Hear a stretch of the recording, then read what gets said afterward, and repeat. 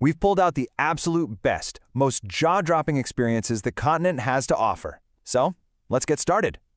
And honestly, what a way to begin. This single line from the source material just nails it, doesn't it? From sun-baked coastlines to the sheer scale of the Alps, Europe has this magic that feels like it's from another world entirely. So, where does that magic even come from? Well, it's not just one thing. It's this incredible mix of landscapes, and every single one has its own story. We're going to start our journey in a place that feels like it was literally ripped from the pages of a fantasy novel. Check this out. This is Mont Saint-Michel, a tidal island abbey just off the coast of France. The creator talks about the long walk to get there and how it's this powerful, almost spiritual experience, one that makes you feel like you are actually walking back in time.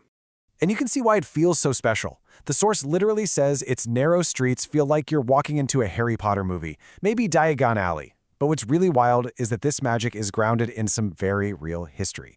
Those tides rise so fast, they were a huge danger for medieval pilgrims just trying to get to the abbey. Okay, so from medieval stone, let's shift gears. We're heading for the sun. We're trading those ancient abbeys for the dramatic cliffs and the brilliant blue water of the Mediterranean. And first up is Italy's Amalfi Coast. The source material puts it perfectly. It's just hard to believe a place like this actually exists. It is the European coastal dream, a perfect mashup of natural beauty and incredible architecture. The secret sauce here is the contrast. You've got those famous, colorful villas that look like they're just clinging to the mountainside for dear life, but then you also have hidden spots like Fiorda di Ferrara, this stunning little beach tucked away in a tiny fjord, and a place the creator calls a total paradise for cliff jumping. Next, we're hopping over to an island the creator calls his personal Mediterranean paradise, Mallorca, Spain. It's famous for its crystal clear water and, as you're about to see, for some pretty serious adventure. And this is where things get really thrilling. This isn't just about lounging on a beach. No, this is about pushing your limits. We're talking about making a terrifying 60-foot cliff jump off a massive sea arch, or discovering hidden underwater caves and actually swimming through them. All right, let's go from the sea to the sky. We're journeying deep into the heart of Europe now, to the dramatic peaks and these unbelievable valleys of the Alps. Our first stop is Zermatt. It's this charming, totally car-free village in Switzerland that literally lives in the shadow of one of the most famous mountains on Earth, the Matterhorn. I mean, everything here, from the buildings to the culture, it's all defined by this incredible, iconic peak. And there are some amazing ways to really take in the Matterhorn. You can ride the Gornergrat Railway up to over 3,000 meters for views that will just blow your mind. Or you can hike to these nearby alpine lakes, and if you get lucky with the weather, you can capture that perfect, world-famous reflection on the water.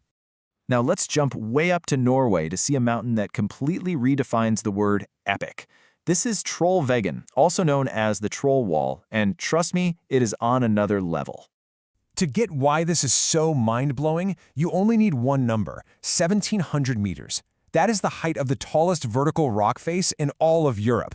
It's just a sheer, terrifying wall of rock that absolutely commands your respect. But for the creator of our source material, there's one mountain range that stands above all the rest, the Italian Dolomites. For him, this wasn't just another scenic stop. He says this is the place where he had a truly life-changing experience. So he hiked before dawn to get to this one specific viewpoint, totally out of breath from the climb, right as the sun started to break over the peaks.